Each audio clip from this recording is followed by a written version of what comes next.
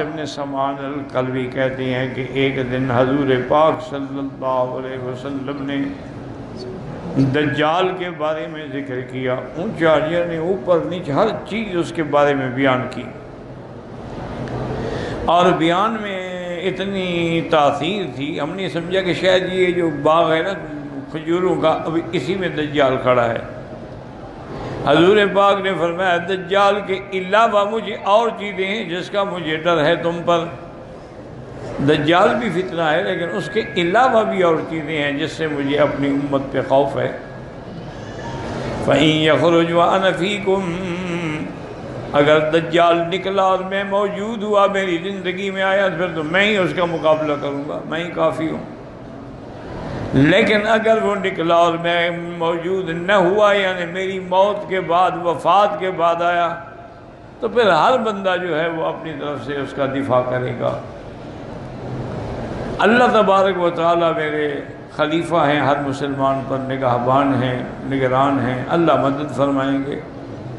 آپ نے فرمایا کہ میں تمہیں اس کی نشانیاں بتا دیتا ہوں کہ وہ ایک نوجوان ہوگا، اس کے بال جو ہیں نا وہ گھنگرالے ہوں گے، اور ایک آنکھ اس کی ایسے باہر نکلی ہوگی جیسے چھوٹا سیب کا دانہ ہوتا ہے، اور شام اور عراق کے درمیان سے وہ نکلے گا.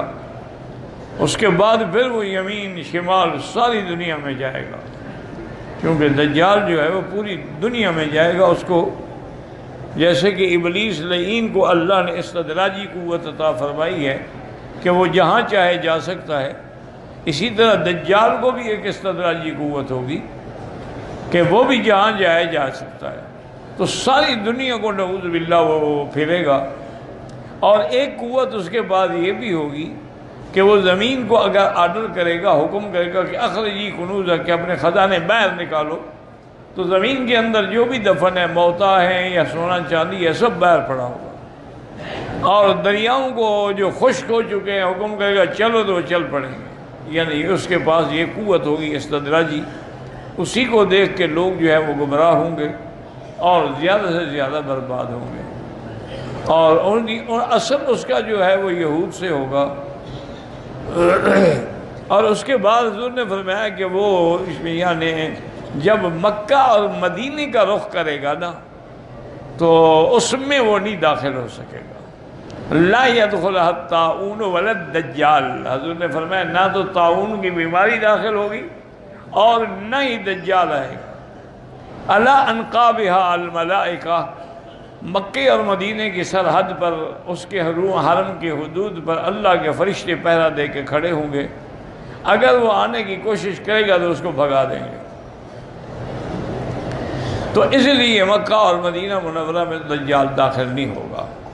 اور اس کے بعد حضور نے فرمایا کہ وہ جب رہے گا تو تم لوگ اپنے عقیدے پہ، اپنے ایمان پہ پکے رہنا. قلنا یا رسول اللہ بَالَبْسُهُ فِي الْأَرْضِ، ہم نے پوچھا کہ حضور وہ کتنا عرصہ رہے گا؟ قال 40 یوماً، 40 دن. لیکن وہ دنوں کا فرق ہوگا. یومن کا سنۃ، وہ ایک دن سال کے برابر ہوگا، اور یومن کا شہر، دوسرا دن جو ہے وہ مہینے کے برابر ہوگا، وہ یومن کا جمعہ، اور تیسرا دن جو ہے وہ ایک ہفتے کے برابر ہوگا. وہ سائر ایام ہی کا ایام، باقی جو ہے وہ ایسے دن ہوں گے جیسے تمہارے ہیں. قلنا یا رسول اللہ فذاک الیوم الذی ہوا وکثرۃ یکفینا فیہ صلاۃ یوم ولیلۃ قال لا اقدر له قدرا. تو سب سے دیکھیں نا کہ صحابہ کا کتنا بڑا ایمان ہے. ان کو فکر یہ تھا کہ حضور جب ایک دن سال کے برابر ہوگا تو ہم نمازیں کیسے پڑھیں گے؟ نمازیں ایک دن کی پڑھیں گے، سال کی پڑھیں گے، کیسے پڑھیں گے؟ تو حضور پاک نے فرمایا کہ نہیں، نمازیں تم اپنے اندازے کے مطابق ٹائم سیٹ کرو گے تو اس کا تک اندازہ کر لو گے کہ اتنے گھنٹے دن ہے، اتنے گھنٹے رات ہے. تو یہ دن کی نمازیں ہیں اور یہ رات کی نمازیں ہیں. وہ نمازیں آپ کو 5 ہی پڑھنی ہوں گی اور اپنے اندازے سے پڑھنی ہوں گی. اس کے مطابق یعنی ایک ایسی بات بھی ہے کہ جیسے اب آپ ناروے وغیرہ جائیں نا جی، تو اس کے بالکل قریب وہ جگہ ہے جہاں پر دن اور رات جو ہے نا جی وہ 6 مہینے کے ہوتے ہیں. 6 مہینے کا دن ہوتا ہے اور 6 مہینے کی رات ہوتی ہے. تو وہ لوگ جو ہیں وہ بھی پھر اندازہ کر کے جو مسلمان ہیں نمازیں پڑھتے ہیں ان کو اندازہ کرنا پڑتا ہے، یا ان کو یہ کرتے ہیں کیونکہ قاعدہ یہ ہوتا ہے کہ اقرب المطالع کہ بھی اس کے قریب کون سا ملک ہے جس کے اوقات کو دیکھ کے آدمی تقدیر اندازہ کرے گا۔ تو آپ نے فرمایا تم بھی اندازہ کر کے نمازیں پڑھو گے۔ نماز تو ایسی عبادت ہے کہ وہ کسی حال میں بھی نہیں چھوڑی جا سکتی۔ اور اس کے بعد آپ صحابہ نے پوچھا وَأَسْرَعُهُ فِي الْأَرْضِ قَالَ كَالْغَيْثِ اسْتَدْبَرَتْ الرِّيحُ۔ صحابہ نے پوچھا حضور وہ کتنی یعنی تیز سفر کرے گا؟ آپ نے فرمایا یوں سمجھ لو کہ جیسے بادلوں کے پیچھے ہوا لگی ہوتی ہے نا، بادل بھاگ رہے ہوتے ہیں، ایسے وہ چلے۔ قَالَ يَمُرُّ بِالْحَيِّ وَيَدْعُوهُمْ وَيَسْتَجِيبُ لَهُ۔ وہ کسی قبیلے پہ گزرے گا تو ان کو بلائے گا کہ تم مجھ پر ایمان لے آؤ، وہ اس پر ایمان لائیں گے تو وہ کہے گا اچھا آسمانوں سے بارش برسو تو بارش شروع ہو جائے گی۔ وَالْأَرْضَ فَتَنبُتُ، زمین سے کھیتیاں نکل پڑیں گی، برکات ظاہر ہو جائیں گے۔ وَتَرُوحُ عَلَيْهِمْ صَارِيَةٌ مِثْلُ مَا كَانَ زَرِيعًا وَأَمَدَّهُ خَوَاصِرَ وَأَصْبَغَهُ ذُرُوًا۔ اب ان کے جانور جب جائیں گے وہ چل کے اپنے پیٹ بھر کے آئیں گے، ان کے پیٹ بھرے ہوں گے، پسلیاں باہر یعنی پیٹ باہر نکلے ہوں گے، اور ان کے تھن جو ہیں دودھ والے وہ بھی بھر چکے ہوں گے دودھ سے۔ وَيَمُرُّ بِالْحَيِّ فَيَدْعُوهُمْ وَيَرُدُّونَ عَلَيْهِ قَوْلَهُ، اور دوسرے قبیلے پہ گزرے گا ان کو دعوت دے گا لیکن وہ اس کی بات نہیں مانیں گے۔ فَتَتْبَعُهُ أَمْوَالَهُمْ فَيُصْبِحُونَ مُمَحَّلِينَ لَيْسَ مِنْ أَمْوَالِهِمْ شَيْءٌ، تو وہ نعوذ باللہ اشارہ کرے گا تو ان کے سارے مال شال سب ختم ہو جائیں گے۔ وَيَمُرُّ بِالْخَرْبِ يَقُولُ لَهَا، زمین ایسی جو ویران پڑی ہوگی، اجڑی ہوئی خشک زمین پڑی ہوگی، اس کو کہے گا اخرجی کنوزک، اپنے خزانے نکالو۔ وَتَتْبَعُهُ كُنُوزُهَا كَيَعْصِيبِ النَّحْلِ، زمین کے خزانے نکل آئیں گے اور وہ اس کے پیچھے ایسے چلیں گے جیسے شہد کی مکھیاں آتی ہیں۔ كَانَ وَيَأْمُرُ بِرَجُلٍ فَيُقْتَلْ فَيَضْرِبُهُ بِالسَّيْفِ فَيَقْطَعُهُ جَزْلَتَيْنِ رَمِيَةَ الْغَرَضِ، ایک آدمی کو بلا کے حکم دے گا کہ اس کو قتل کرو، دو ٹکڑے کر دے گا، دو ٹکڑوں میں اتنا فاصلہ ہوگا، پھر بلائے گا تو آ جائے گا زندہ ہو کے۔ ثم يدعوه ويكبر إليه فبينما هم على ذلك إذ بعث الله عز وجل المسيح عيسى ابن مریم۔ اب یہی دور ہوگا دجال کے فتنے کا زور ہوگا، اور حضرت عیسیٰ ابن مریم علیہ السلام جو ہیں وہ اللہ کے حکم سے آسمانوں سے اتریں گے، چونکہ عیسیٰ علیہ السلام آسمانوں پہ ہیں، زندہ ہیں، موجود ہیں، اور اللہ کے حکم سے ان کو زندہ اٹھایا گیا، اور اسی طرح وہ زندہ اتریں گے۔ جب اتریں گے تو وہ آئیں گے کہاں؟ عند المنارۃ البیضاء شرقیہ دمشق، دمشق کی ایک مسجد کے شرقی مینارے پہ اتریں گے۔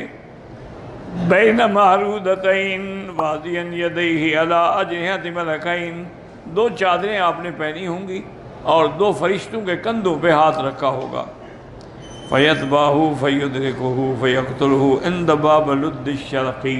یہاں اختصار ہے، تفصیل اس کی یہ ہے کہ جب حضرت عیسیٰ علیہ السلام آئیں گے اور وہ اتریں گے تو میرے آقا نے فرمایا گویا کہ میں دیکھ رہا ہوں کہ عیسیٰ علیہ السلام جب آئیں گے تو ان کے بالوں سے پانی ٹپک رہا ہوگا، یعنی ابھی ابھی وہ جنت سے غسل کر کے آ رہے ہوں گے، اور اس کے بعد مہدی، امام مہدی جو ہیں وہ مصلی پہ کھڑے ہوں گے، کیونکہ ظہور مہدی جو ہے وہ پہلے ہوگا اور نزول عیسیٰ ابن مریم بعد میں ہوگا۔ تو اور یہ مہدی وہ ہے جس کی بشارت حضور نے دی ہے کہ وہ میری نسل سے ہوگا، اس کا نام میرے نام پہ ہوگا، اس کے باپ کا نام میرے باپ کے نام پہ ہوگا، اس کی ماں کا نام میری ماں کے نام سے ہوگا، اور ما بین الرکنین، حجر اسود اور رکن یمانی کے درمیان میں کھڑے ہو کے وہ اپنے مہدی ہونے کا اعلان کرے گا، اور پھر دنیا اس کے ہاتھ پہ بیعت کرے گی۔ تو ان کا دور چل رہا ہوگا۔ تو اب جب عیسیٰ علیہ السلام آئیں گے تو صفیں بن چکی ہوں گی، اذان ہو گئی ہوگی، تکبیر ہو گئی ہوگی، تو حضرت صفیں ٹھیک کر رہے ہوں گے، تو دیکھیں گے کہ عیسیٰ ابن مریم تشریف لا رہے ہیں، تو وہ مصلی سے ہٹنا چاہیں گے، کیونکہ جب اللہ کا نبی آ جائے، پیغمبر آ جائے، تو پھر کوئی مصلی پہ نہیں کھڑا ہو سکتا، چونکہ نبی جو ہے وہ امام ہوتا ہے امت کا، اور ہمارے آقا تو خیر امام الانبیاء ہے، نہ صرف امت کے نہیں بلکہ انبیاء کے بھی امام ہیں علیہ الصلاۃ والتسلیم۔ تو وہ پیچھے ہٹنے کی کوشش ہوگا، نہیں رسے کا تم کھڑے رہو، نماز پڑھاؤ۔ اس وقت میں بحیثیت نبی کوئی شریعت لے کے نہیں آیا، بلکہ میں محمد مدنی کا امتی بن کے آیا ہوں، اور میں ان کی شریعت پہ چلوں گا، اس لیے پہلی نماز میں ان کی اقتداء میں پڑھنا چاہتا ہوں۔ تو حضرت عیسیٰ علیہ السلام ان کے پیچھے نماز پڑھیں گے، اور پھر عیسیٰ علیہ السلام تقریباً حضور نے فرمایا کہ 40 سال زندہ رہیں گے زمین پر، اور آپ حکم دیں گے بھی تلاش کرو دجال کہاں ہے۔ تو دجال جو ہے وہ باب لد جو ہے یہ اسرائیل میں اب بھی وہ جگہ بڑی مشہور ہے، وہیں آ کے یہ عبادت کرتے ہیں یہودی، چونکہ دجال یہودی ہوگا نا، وہ ان کا امام ہے نا، تو اس کے آنے کی انتظار میں ہے یہ کہ وہ دجال کب آئے گا۔ اچھا، اللہ کی شان یہ ہے کہ یہودی دجال کی انتظار کر رہے ہیں اور شیعہ مہدی کی انتظار کر رہے ہیں۔ دونوں جماعتیں جو ہیں، شیعہ کہتے ہیں کہ مہدی جو ہیں وہ حسن عسکری کی اولاد ہیں، اور وہ ایک غار ہے سراندیب کے علاقے میں، وہاں چھپے ہوئے ہیں، جب وقت آئے گا تو وہ ظاہر ہوں گے، اور اس کا غار کا نام جو ہے وہ ہے سر من رآ، جو دیکھے خوش ہو جائے۔ اور ان کے عقیدے میں یہ زمانہ جو ہے غیبوبت کبریٰ کا زمانہ ہے کہ امام غائب ہے، اس لیے ان کا امام مصلی پہ کبھی کھڑا نہیں ہوتا، مصلی خالی رہے گا، ساتھ کھڑا ہوگا، کیونکہ امام کی یہ تو امام کی جگہ ہے اور امام صاحب غائب ہے، تو یہ تو نائب بن کے ان کی نماز پڑھاتے ہیں۔ تو یہ بھی ایک حالانکہ یہ بالکل جھوٹا مہدی ہے جس کا وہ کہتے ہیں حسن عسکری کی اولاد ہی کوئی نہیں ہے، تو اس کا بیٹا مہدی کیسے بن گیا جب وہ کہتے ہیں میری تو کوئی اولاد ہی نہیں ہے؟ اور پھر اتنا عرصہ غار میں بیٹھے ہوئے، اچھے امام ہیں، لوگ تباہ ہو رہے ہیں، امام صاحب غار میں بیٹھے ہوئے ہیں۔ اور یہ بھی ان کا عقیدہ ہے کہ جو اصل قرآن ہے نا بی بی فاطمہ والا، وہ اسی امام کے پاس ہے، یعنی اس کا مطلب امت گمراہ ہوتی ہے نا، امام صاحب قرآن چھپا کے بیٹھے ہوئے ہیں، قرآن پڑھنے کے لیے آیا، پڑھانے کے لیے آیا کہ چھپانے کے لیے آیا ہے؟ تو بہرحال جیسے یہ جھوٹے ہیں، وہ یہودی بھی جھوٹے ہیں کہ بھئی دجال اترے گا، وہ ہمارا امام ہے، پھر پوری دنیا پہ ہماری سلطنت ہوگی۔ تو حضرت عیسیٰ علیہ السلام پہنچیں گے لد پہ، وہ وہاں موجود ہوگا۔ جب اس کی نظر پڑے گی نا عیسیٰ علیہ السلام پر، تو حدیث پاک میں ہے کہ یذوب کما یذوب الملح فی الماء، ایسے گلنا شروع ہو جائے گا جیسے نمک پانی میں ڈالو تو گل جاتا ہے، اور حضرت اس کو وہیں قتل کریں گے۔ فیکسر الصلیب، اور عیسائیوں کی جو صلیب ہے اس کو توڑیں گے، مانا اس کی طاقت کو ختم کر دیں گے، ورنہ ایک صلیب توڑنے سے کیا فرق پڑتا ہے، وہ تو ان کے ہر کے آدمی کے گلے میں صلیب ہے۔ معنی یہ ہے کہ ان کی طاقت ختم ہو جائے گی۔ حضور نے فرمایا کہ یملأ العدل عدلا و قسطا، کہ زمین پر عدل و انصاف کا دورہ ہو جائے گا، اور اتنی دولت ہوگی، اتنی آمدنی ہوگی کہ زکوٰۃ لینے والا غریب کوئی نہیں ہوگا۔ اتنا حضرت عیسیٰ علیہ السلام کے زمانے میں فیض ہوگا، اللہ کی رحمتیں ہوں گی، اللہ کی رحمت کی برساتیں ہوں گی کہ کوئی کسی کے گھر میں محتاج نہیں ہوگا۔ اور آپ نے فرمایا کہ انہ یتزوج، پھر عیسیٰ علیہ السلام شادی بھی کریں گے۔ تو اس کے بعد فرمایا کہ پھر وہ ہجرت کریں گے مدینہ شریف، مدینے میں آنے کے بعد ان کی موت جو ہے وہ مدینے میں آئے گی، وہ یدفن فی روضتی، اور میرے روضے میں دفن ہوں گے۔ حضور نے فرمایا کہ میرے روضے کے اندر اللہ تبارک و تعالیٰ کے حکم سے ایک قبر صدیق کی ہے، ایک فاروق کی ہے، اور ایک عیسیٰ علیہ السلام کی ہے۔ اور پھر دوسری حدیث میں حضور نے صحابہ کو نقشہ بھی بنا کے دکھایا کہ ہاکذا نبعث یوم القیامہ، اس طرح ہم کھڑے ہوں گے قیامت کے دن کہ عیسیٰ میرے ساتھ ہوں گے، ابو بکر دائیں ہوں گے، عمر بائیں ہوں گے، پھر ان سب کو لے کے میں آؤں گا جنت البقیع الغرقد، بقیع الغرقد قبرستان جو ہے مدینے کا، اس پہ آؤں گا، وہ بھی سب کھڑے ہو چکے ہوں گے حضرت عثمان کی قیادت میں، ان کی قیادت حضرت عثمان کریں گے کیونکہ وہ خلیفہ راشد ہیں اور حضور صلی اللہ علیہ وسلم کے داماد ہیں۔ فرمایا ثم انتظر اہل مکہ، تھا پھر میں مکے والوں کی انتظار کروں گا۔ پھر مکے والے بھی پہنچ جائیں گے، اجعلہم علی یمینی، ان کو میں دائنے ہاتھ پہ، مدینے والوں کو بائیں ہاتھ پہ۔ تو صحابہ نے پوچھا حضور ہمیں بائیں ہاتھ پہ کیوں رکھیں گے؟ اور فرمایا مکے والے تو مہمان ہوں گے، تم تو گھر والے ہو، تو مہمان کی تکریم کرنی پڑتی ہے۔ پھر مکے والوں نے سب سے پہلے قربانی دی، سب سے پہلے اسلام لائے، سب سے پہلے میرے لیے جانیں قربان کی، تو ان کا حق جو ہے وہ اسی طرح بنتا ہے۔ پر میں ثم اسوقہم الی المحشر، پھر ان سب امت کو لے کے میں شام کی طرف چلوں گا، اور شام میں ہی میدان قیامت قائم ہوگا، وہاں حضور صلی اللہ علیہ وسلم تشریف لائیں گے۔